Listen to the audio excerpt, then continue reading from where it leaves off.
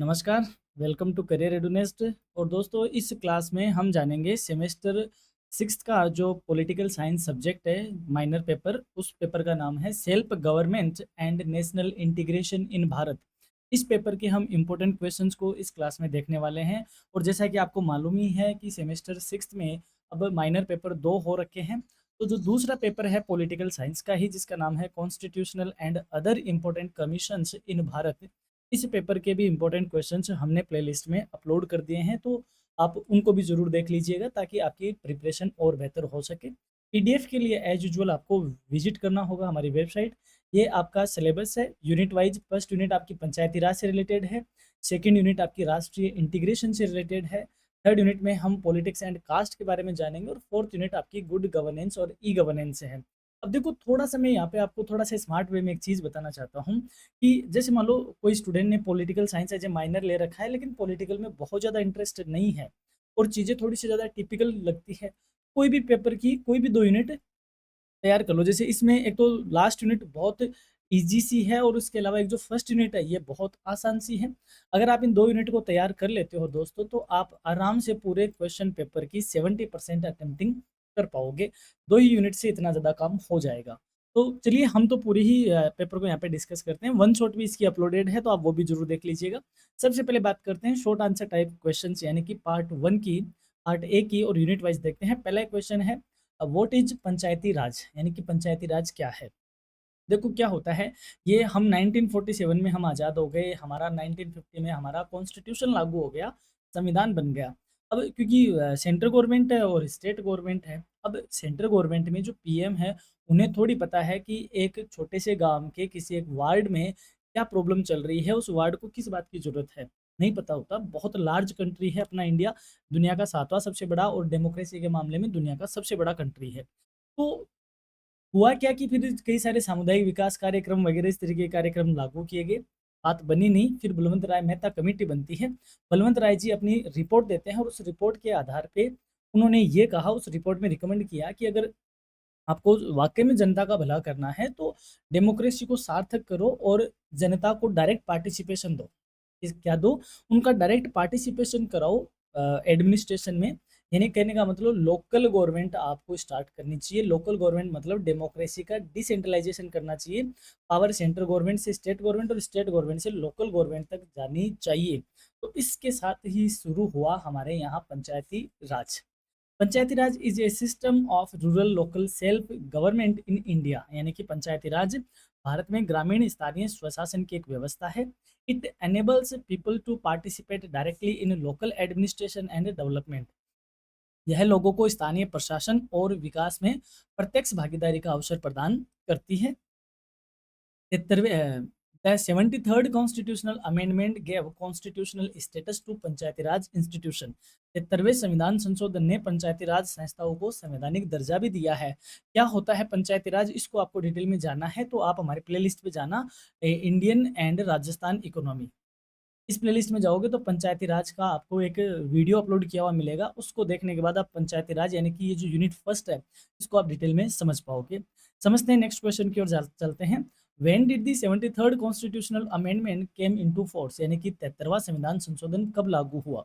अब ये 73वां संविधान संशोधन क्या है, यानी कि जब शुरुआत में 2 अक्टूबर 1959 को पंचायती राज शुरू हो चुका था इंडिया में, तब क्या कि कॉन्स्टिट्यूशन में नहीं लिखा हुआ था। कॉन्स्टिट्यूशन तो अपना 1950 में बन चुका था, तो उसमें लिखा हुआ नहीं था।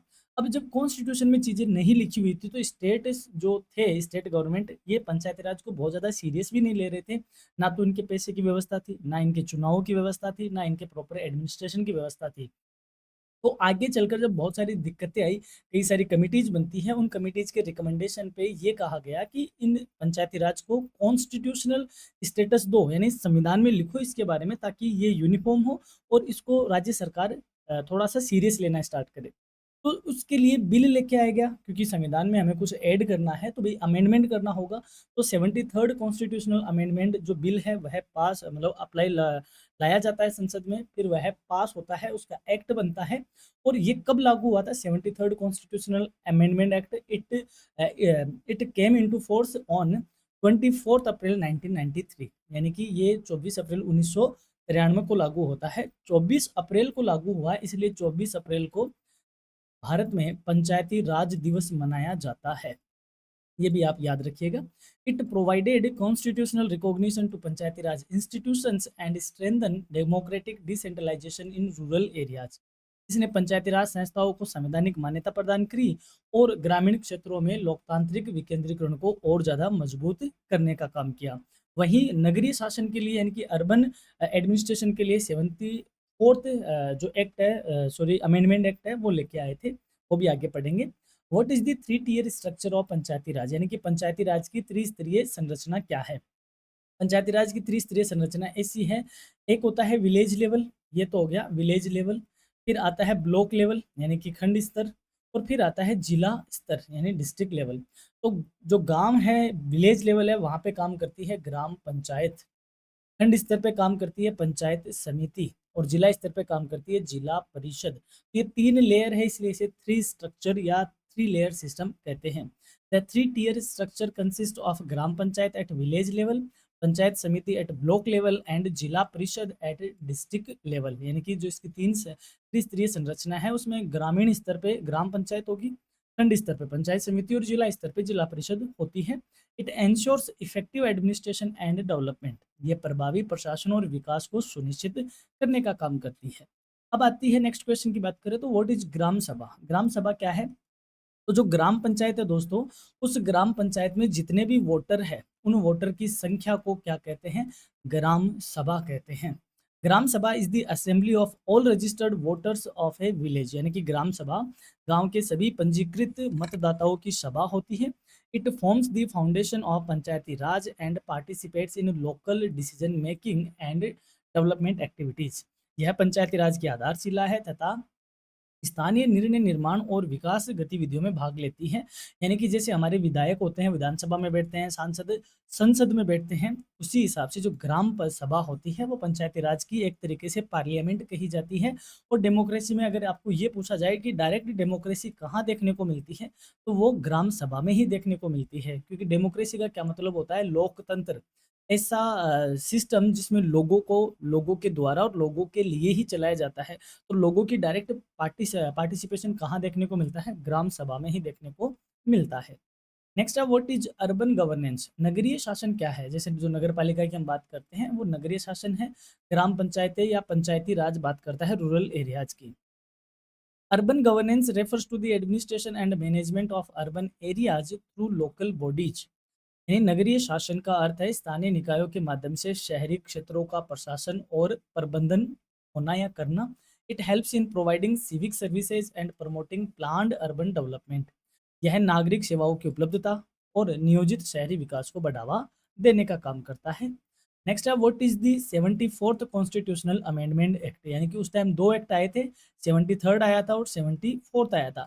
73rd था पंचायती राज इंस्टीट्यूशंस के रिगार्डिंग और 74th था अर्बन गवर्नेंस के रिगार्डिंग, यानी कि नगर पालिका से संबंधित। क्योंकि शुरुआत में दोनों का ही कॉन्स्टिट्यूशनल स्टेटस नहीं था और दोनों को ही संवैधानिक दर्जा देने के लिए 2 बिल लेके आए गए थे। The 74th constitutional amendment act 1992 granted constitutional status to urban local bodies. यानी कि जो 74वां संविधान संशोधन अधिनियम 1992 है, उसने नगरीय स्थानीय निकायों को संवैधानिक दर्जा प्रदान किया। It strengthen urban governance and promoted democratic decentralisation in cities and towns. इसने शहरी शासन को सुदृढ़ किया और नगरों और कस्बों में लोकतांत्रिक विकेंद्रीकरण को बढ़ावा दिया।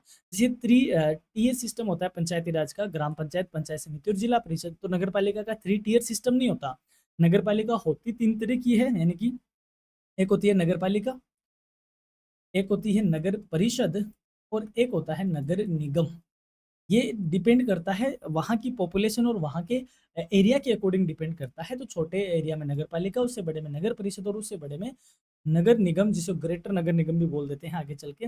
अब कॉन्स्टिट्यूशन की बात करें तो नगर पालिका इन तीनों के लिए ही वर्ड यूज हुआ है नगर पालिका कॉन्स्टिट्यूशन में। हालांकि जिसे हम नगर पालिका बोलते हैं उसका नाम नगर पंचायत होता है। फिर कोई नहीं, जो भी है, अगले क्वेश्चन की तरफ बढ़ते हैं। Name the main urban local bodies in India. भारत के प्रमुख नगरीय स्थानीय निकायों के नाम बताइए।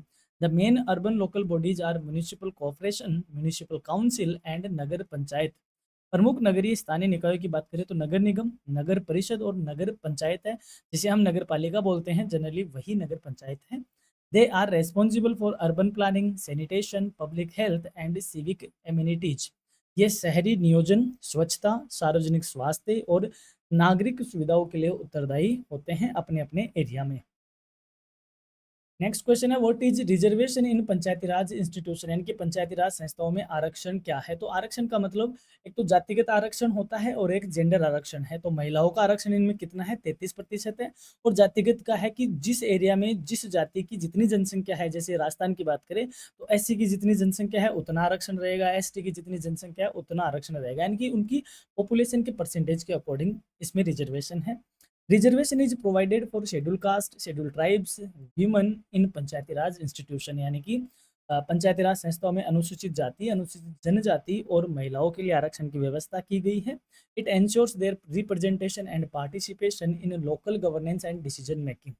यह स्थानीय शासन और निर्णय निर्माण में उनके प्रतिनिधित्व और सहभागिता को सुनिश्चित करता है।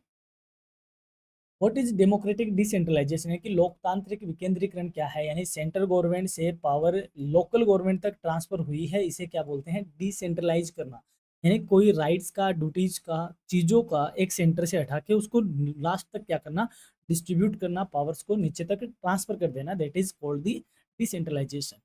Democratic decentralization means transferring powers and responsibilities from higher levels of government to local institutions. लोकतांत्रिक विकेंद्रीकरण का अर्थ है कि शासन की शक्तियां और उत्तरदायित्वों को उच्च स्तर से स्थानीय संस्थाओं को हस्तांतरित करना है। It encourages people participation, accountability and efficient administration.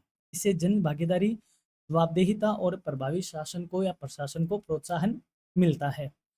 Next question है, what is the tenure of Panchayati Raj institution, यानी पंचायती राज संस्थाओं का कार्यकाल कितना है। तो दैट इज 5 ईयर।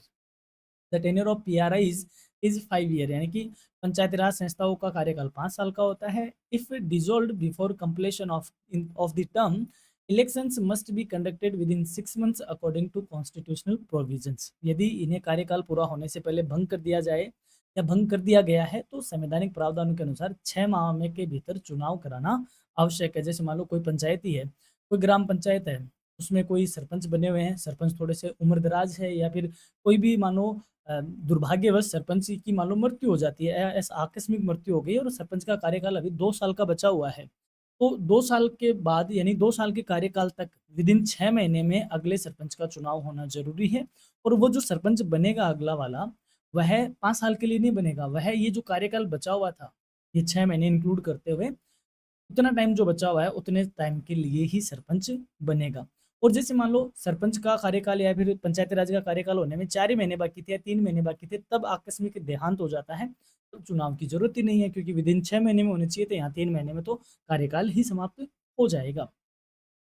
ये थी यूनिट फर्स्ट। अब हम बात करते हैं यूनिट सेकंड की ओर। पहला क्वेश्चन है, व्हाट इज नेशनल इंटीग्रेशन, राष्ट्रीय एकात्मता क्या है। National integration refers to the feeling of unity, solidarity and emotional attachment among the people of a nation despite differences in religion, language, caste and culture। राष्ट्रीय एकात्मता का से आशय है कि धर्म, भाषा, जाति और संस्कृति की विभिन्नताओं के बावजूद राष्ट्र के लोगों के बीच एकता, भाईचारा और भावनात्मक जुड़ाव की भावना से है। यानी कि कहने का मतलब बोल रहे हैं कि भारत विविधता में एकता रखने वाला देश है। हम ये बात करते हैं विविधता में एकता, यानी विविधता मतलब बहुत सारी डाइवर्सिटी है, चाहे वो धर्म को लेके हो, चाहे भाषा को लेके हो, या जाति को लेकर हो, या संस्कृति को लेकर हो। एकता का मतलब है हम फिर भी क्या है, यूनाइटेड है, हमारे बीच भाईचारा है, भावनात्मक जुड़ाव है, इसे क्या बोलते हैं, नेशनल इंटीग्रेशन कहते हैं। It strengthens national unity and promotes peaceful coexistence. यह राष्ट्रीय एकता को सुदृढ़ करता है और शांतिपूर्ण सहअस्तित्व को बढ़ावा देने का काम करता है। नेक्स्ट क्वेश्चन है, व्हाट इज कास्टिज्म, जातिवाद क्या है। Casteism is a social and political attitude in which people give preference to their own caste over others. जातिवाद एक सामाजिक और राजनीतिक प्रवृत्ति है जिसमें लोग अन्य जातियों की अपेक्षा अपनी जाति को अधिक महत्व देते हैं। It creates social divisions, discrimination and obstacles to national integration. यह सामाजिक विभाजन को, भेदभाव को और राष्ट्रीय एकात्मता में बाधा उत्पन्न करने का काम भी करता है।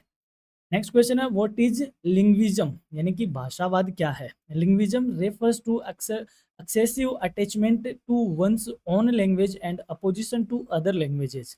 भाषावाद से आशय है कि अपनी भाषा के प्रति अत्यधिक लगाव और अन्य भाषाओं के प्रति विरोध की भावना हो, उसे भाषावाद कहते हैं। It may create conflicts among linguistic groups and weaken national unity. यह भाषाई समूहों के बीच संघर्ष उत्पन्न कर सकता है और राष्ट्रीय एकता को भी कमजोर कर सकता है।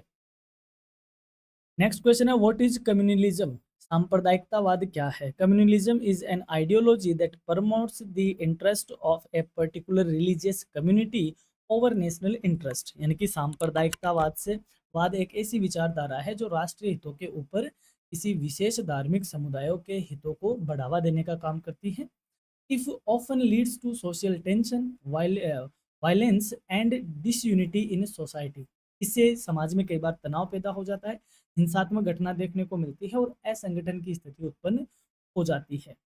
नेक्स्ट क्वेश्चन है व्हाट इज रिलीजियनिज्म, यानी कि क्षेत्रवाद क्या है। रीजनलिज्म, सॉरी, अपने अपने एरिया को ज़्यादा महत्व देना। Regionalism is the tendency of people to give priority to the interest of their region over national interest. क्षेत्रवाद वह प्रकृति है जिसमें लोग राष्ट्रीय हितों की अपेक्षा अपने क्षेत्र के हितों को अधिक महत्व देते हैं। It may create conflicts between regions and affect national integration. इससे विभिन्न क्षेत्रों के बीच संघर्ष उत्पन्न हो सकता है और राष्ट्रीय एकात्मकता या एकात्मता प्रभावित हो सकती है। यानी कि कहने का मतलब आप अपने ही एरिया को ज़्यादा महत्व देते हो, बाकी एरिया को नहीं देते हो। ये क्षेत्रवाद है। व्हाट इज टेररिज्म, आतंकवाद क्या है। Terrorism is the use of violence, fear and intimidation to achieve political, religious और आइडियोलॉजिकल ऑब्जेक्टिव्स। आतंकवाद राजनीतिक, धार्मिक या वैचारिक उद्देश्यों की प्राप्ति के लिए हिंसा, डर और धमकी का प्रयोग है। It threatens national security, peace and social harmony. यह राष्ट्रीय सुरक्षा, शांति और सामाजिक सद्भाव के लिए खतरा उत्पन्न करता है। यह टेररिज्म कहा जाता है। व्हाट इज नक्सलिज्म, नक्सलवाद क्या है। Naxalism is an extremist movement that seeks to achieve social and political change through armed struggle. यानी कि नक्सलवाद एक उग्रवादी आंदोलन है जो कि सशस्त्र संघर्ष के माध्यम से सामाजिक और राजनीतिक परिवर्तन लाने का प्रयास करता है। It emerged from the Naxalbari movement in West Bengal in 1967। इसकी शुरुआत 1967 में पश्चिम बंगाल के नक्सलबाड़ी आंदोलन से हुई थी, इसलिए इसे नक्सलवाद कहा जाता है। नेक्स्ट है what is urban Naxalism. Urban नक्सलवाद क्या है। Urban Naxalism refers to the alleged support, promotion or spread of Naxalite ideology in urban areas through intellectual, social और organizational activities। अर्बन नक्सलवाद से आज से शहरी क्षेत्रों में बौद्धिक के माध्यम से, सामाजिक या संगठनात्मक गतिविधियों के माध्यम से नक्सली विचारधारा के कथित समर्थन, प्रचार प्रसार से है। It is considered a challenge to internal security. इससे देश की आर्थिक सुरक्षा के लिए एक चुनौती, इसे देश की आर्थिक सुरक्षा के लिए एक आंतरिक सुरक्षा के लिए एक चुनौती माना गया है। इनके देश बाहर से तो लड़ ही रहा है, लेकिन देश के अंदर एक तरीके से ये एक चैलेंज के तौर पे रहता है। सॉरी। नेक्स्ट क्वेश्चन है how does communalism affect national integration. सांप्रदायिकतावाद राष्ट्रीय एकात्मता को कैसे प्रभावित करता है। Communalism creates mistrust and hostility among different religious communities. सांप्रदायिकतावाद विभिन्न धार्मिक समुदायों के बीच अविश्वास और शत्रुता पैदा करता है। It weakens social harmony, encourages conflicts and poses a serious threat to national integration. यह सामाजिक सद्भाव को कमजोर करता है, वर्ग संघर्षों या संघर्षों को बढ़ावा देता है और राष्ट्रीय एकात्मता के लिए गंभीर खतरा बनता है। नेक्स्ट क्वेश्चन है why is national integration important for India. भारत के लिए राष्ट्रीय एकात्मता क्यों महत्वपूर्ण है।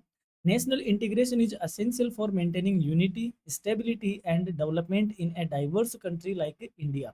यानी भारत जैसे विविधतापूर्ण देश में, क्योंकि हर तरह की विविधता है, भाषा की विविधता है, खान पान की विविधता है, कल्चर की विविधता है, बोली की विविधता है और अपने अपने धर्मों की विविधता है। तो भारत जैसे विविधतापूर्ण देश में एकता, स्थिरता और विकास बनाए रखने के लिए राष्ट्रीय एकात्मता अत्यंत आवश्यक है। It promotes harmony among different communities and strengthen national security. यह विभिन्न समुदायों के बीच सद्भाव को बढ़ावा देती है और राष्ट्रीय सुरक्षा को मजबूत बनाने का काम करती है।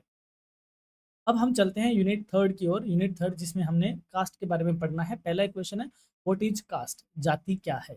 Caste is a traditional social grouping in India based on birth, occupation and social status. जाति भारत में जन्म, व्यवसाय और सामाजिक स्थिति पर आधारित एक पारंपरिक सामाजिक समूह है। It determines social identity and has significantly influenced social and political life in Indian society. यह सामाजिक पहचान निर्धारित करती है और भारतीय समाज में सामाजिक और राजनीतिक जीवन को महत्वपूर्ण रूप से प्रभावित भी करने का काम करती है। नेक्स्ट क्वेश्चन है, व्हाट इज कास्ट पॉलिटिक्स? जातिगत राजनीति क्या है? Caste politics refers to the use of caste identities and loyalties for gaining political support and electoral success. यानी कि जातिगत राजनीति से आशय है कि राजनीतिक समर्थन और चुनावी सफलता प्राप्त करने के लिए जातीय पहचान तथा निष्ठाओं के उपयोग से है। जैसे मान लो कोई भी नेता है, चुनाव के लिए है, तो वो ये कहता है कि मैं तो खुद आपकी जाति का हूँ, आपके समाज का हूँ, मुझे सपोर्ट करो, वो करो। तो ये कास्ट पॉलिटिक्स कही जाती है। यानी कि वो पॉलिटिकल सपोर्ट के लिए, अपने चुनावी सफलता के लिए वह अपनी कास्ट को एज ए आइडेंटिटी के तौर पे यूज करता है, या यूँ कहे चुनावी राजनीति की तरफ से ये एक जातिगत राजनीति बन जाती है। It plays an important role in shaping political behaviour and voting patterns in India. यह भारत में सामाजिक व्यवहार, राजनीतिक व्यवहार और मतदान प्रतिरूपों को प्रभावित करने में महत्वपूर्ण भूमिका निभाती है। यानी कि हम हमारे लीडर की कास्ट देखकर भी समाज का एक बहुत बड़ा वर्ग उसके साथ अपने आप जुड़ जाता है। तो ये कास्ट पॉलिटिक्स कही जाती है। नेक्स्ट क्वेश्चन है, how does caste influence election in India? भारत में चुनावों को जाति किस तरह से प्रभावित करती है? Caste influences candidate selection, voting behaviour and political alliances.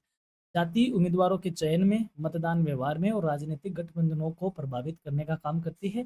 Many voters support candidates belonging to their own caste, making caste an important factor in electoral politics. अनेक मतदाता अपनी जाति के उम्मीदवारों का समर्थन करते हैं, जिससे जाति चुनावी राजनीति का एक महत्वपूर्ण कारक या महत्वपूर्ण घटक बन जाती है। What is vote bank politics? Vote bank राजनीति क्या है? Vote bank politics refers to the practice of political parties seeking support from specific caste और social groups by addressing their interest and demands during elections. Vote bank राजनीति से आशय है कि राजनीतिक दलों द्वारा चुनाव के दौरान विशेष जातीय या सामाजिक समूह के हितों और मांगों की रख को ध्यान में रखकर उनका समर्थन प्राप्त करने की प्रवृत्ति है। यानी कि पर्टिकुलर किसी एक सामाजिक समूह या जाति समूह की मांगों को देखना, उनका समर्थन प्राप्त करना, उनकी मांगों को पूरा करना, एक राजनीतिक पॉइंट ऑफ व्यू से पॉलिटिकल पार्टी ऐसा करती है, इसे वोट बैंक कहा जाता है।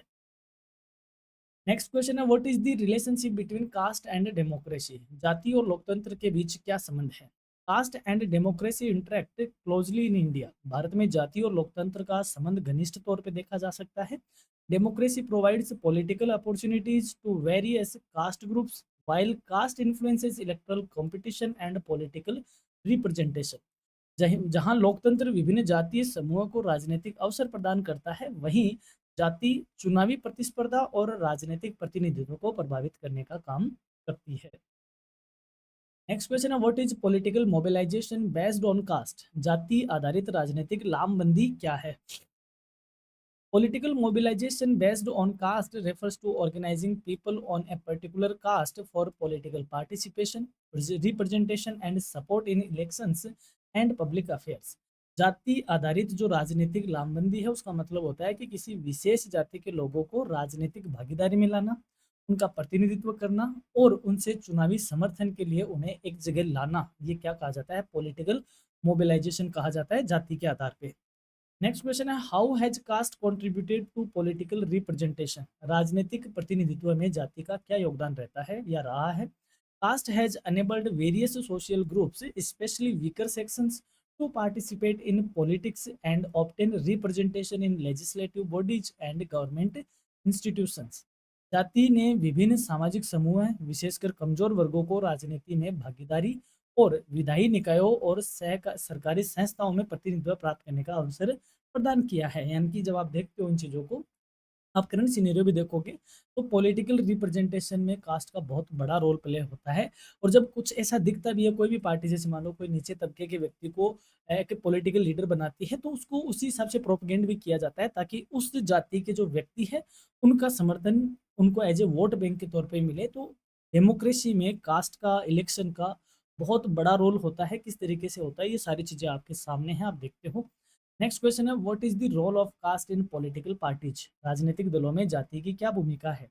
Political parties often consider caste composition while selecting candidates and forming strategy। राजनीतिक दल उम्मीदवारों के चयन तथा रणनीति निर्माण में अक्सर जातीय संरचना को ध्यान में रखते हैं। Caste influences electoral calculations and political decision making in many regions. अनेक क्षेत्रों में जाति चुनावी गणनाओं और राजनीतिक निर्णयों को प्रभावित करने का काम भी करती है, ऐसा देखा भी जाता है। Mention one positive impact of caste in Indian politics. यानी कि भारतीय राजनीति में जाति की वजह से या जाति से कौन सा एक सकारात्मक प्रभाव आप बता सकते हो? One positive impact of caste in politics is that it has increased political awareness and representation among marginalized and disadvantaged social groups। यानी कि राजनीति में जाति का एक सकारात्मक प्रभाव ये है कि इससे, यानी इस जातिगत पॉलिटिक्स की वजह से जो वंचित और पिछड़ा सामाजिक समूह था उनमें राजनीतिक जागरूकता आई है और उन्हें प्रतिनिधित्व में भी, उनके रिप्रेजेंटेशन या यूँ कहे उनके प्रतिनिधित्व में भी क्या हुई है, वृद्धि देखने को मिली है। वहीं अगर नेगेटिव इम्पैक्ट की बात करो तो one negative impact of caste in Indian politics, यानी कि भारतीय राजनीति में जाति का एक नकारात्मक प्रभाव बताओ। One negative impact of caste in politics is that it promotes social divisions and encourages voting based on caste identity rather than merit and public interest। राजनीति में जाति का एक नकारात्मक प्रभाव ये है कि ये सामाजिक विभाजन को बढ़ावा देती है। यानी कि समाज में ही आपस में वर्ग संघर्ष देखने को मिलते हैं, जाति संघर्ष देखने को मिलते हैं तथा योग्यता और जनहित के स्थान पर यह जातीय पहचान के आधार पर मतदान को भी प्रोत्साहित करती है। और इंडिया में जैसे हमारा वही बात है, धीरे-धीरे क्योंकि ये पॉलिटिक्स ने इसको इतना कर दिया कि लोग अपनी जाति को बहुत ज़्यादा लेकर हम दूसरी जातियों से नफ़रत करने लगते हैं या अपन में इतना कॉन्फ्लिक्ट पैदा हो जाता है। तो ये सारा इस जातिगत पॉलिटिक्स के ही क्या है, नेगेटिव इम्पैक्ट देखने को मिलते हैं। अब हम पहुँच गए हैं यूनिट 4 की तरफ, that is related to good governance and e governance. पहला क्वेश्चन है, व्हाट इज़ गुड गवर्नेंस? तो थिंक बहुत आसान है, इसको आप अच्छे से देखना, एग्ज़ाम में बहुत हेल्प आपको मिल जाएगी इसी से। Good governance refers to a system of administration that is transparent, accountable, responsive, efficient and participatory। सुशासन ऐसी प्रशासनिक व्यवस्था है जो पारदर्शी होती है, उत्तरदायी होती है, संवेदनशील होती है, प्रभावी होती है और साथ ही में सहभागितापूर्ण होती है। It ensures that government functions effectively and serve the needs of the people. यह सुनिश्चित करती है कि सरकार प्रभावी रूप से काम कर रही है और जनता की आवश्यकता की पूर्ति करती है। देखो, सुशासन, शासन का मतलब होता है एडमिनिस्ट्रेशन या गवर्नेंस। सु का मतलब होता है अच्छा, ऐसा शासन जो अच्छा हो वह सुशासन कहा जाता है या गुड गवर्नेंस कहा जाता है।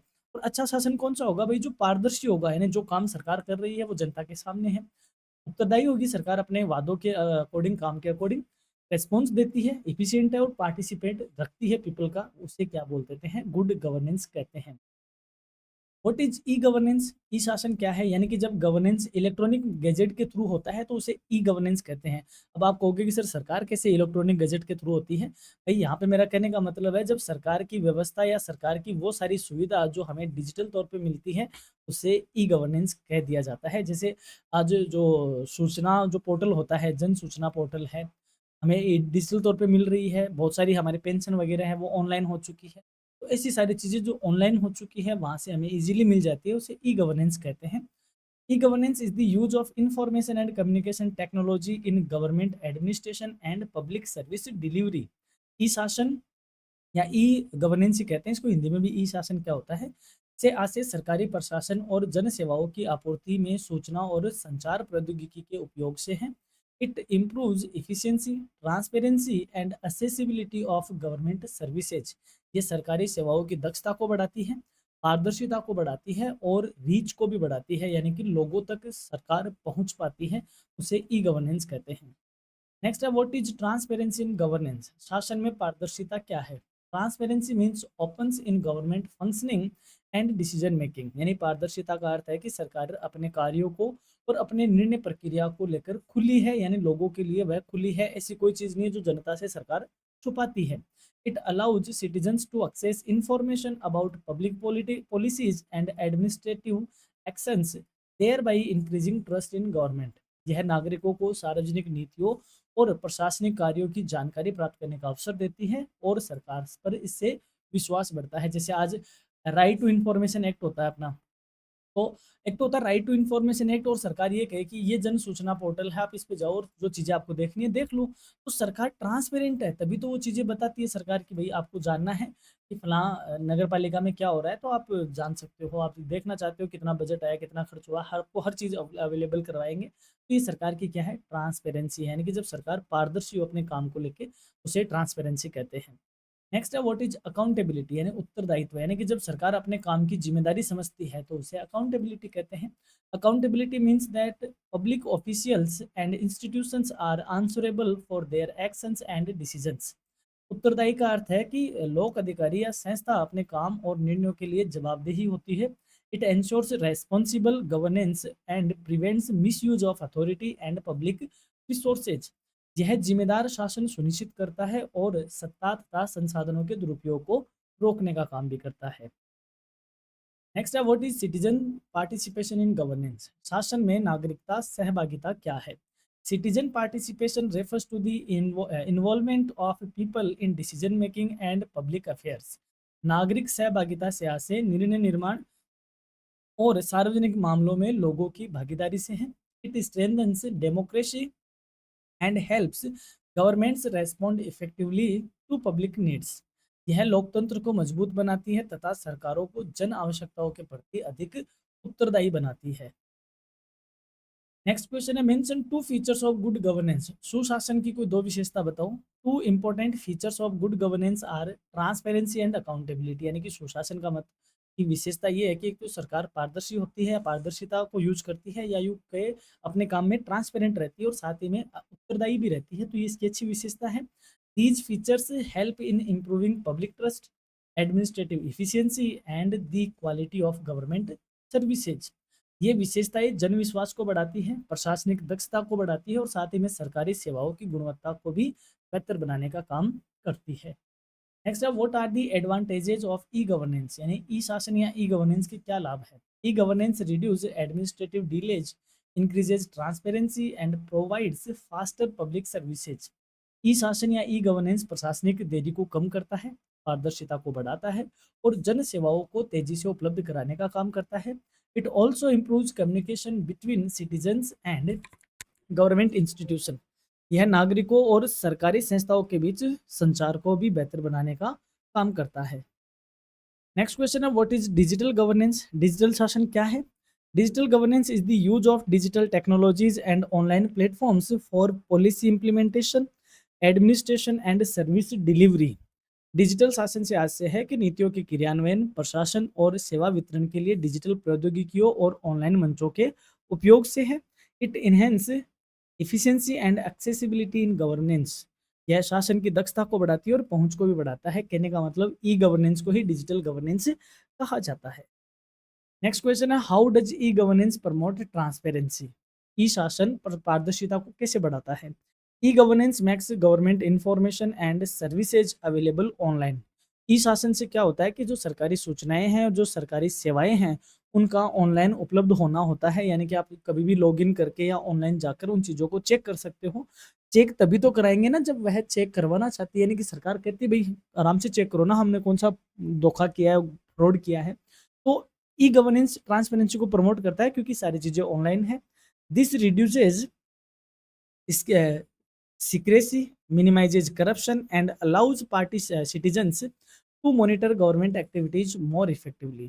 इससे गोपनीयता कम रहती है, भ्रष्टाचार में भी कमी आती है और नागरिक सरकारी गतिविधियों को और अधिक प्रभावी ढंग से निगरानी कर पाते हैं। नेक्स्ट है why is good governance important, सुशासन क्यों महत्वपूर्ण है। Good governance is important because it promotes development, protects citizens right, rights and ensures efficient public service delivery. सुशासन जरूरी है क्योंकि यह विकास को बढ़ावा देता है, नागरिकों के अधिकारों की रक्षा करता है और जन सेवाओं की प्रभावी आपूर्ति सुनिश्चित करने का काम भी करता है। It strengthens democracy and enhances the welfare of society. यह लोकतंत्र को मजबूत बनाता है और समाज के कल्याण में भी वृद्धि करने का काम करता है। तो ये था अपना पार्ट ए। अब हम बढ़ते हैं पार्ट बी की ओर। पार्ट बी में भी हमने बाइलिंगुअल आपके लिए क्वेश्चन रखे हैं और हर यूनिट से हमने तकरीबन 4-4 क्वेश्चन रखे हैं जो एग्जाम में आपके लिए इंपॉर्टेंट रहने वाले हैं। किस तरीके से आपको आंसर करना है वो आप इसमें देख सकते हो। और हाँ, पंचायती राज जो है, मैं आपको ये कहूँगा, पंचायती राज का मैं आपको ऊपर आई बटन में और एंड स्क्रीन पे आपको मैं लिंक दे रहा हूँ। पंचायती राज का वीडियो आप जरूर देखिएगा, आपकी फर्स्ट यूनिट बहुत अच्छे से डिटेल में कवर वहाँ से हो जाएगी। और इस पीडीएफ में आपको सिर्फ पार्ट बी नहीं, पार्ट सी के क्वेश्चन भी देखने को मिलेंगे। हर यूनिट से हमने 2-2 क्वेश्चन सी पार्ट के लिए रखे हैं जहाँ पे आपको किस तरीके से आंसर करना है, ये सारी चीज़ें आप इसमें देख पाओगे।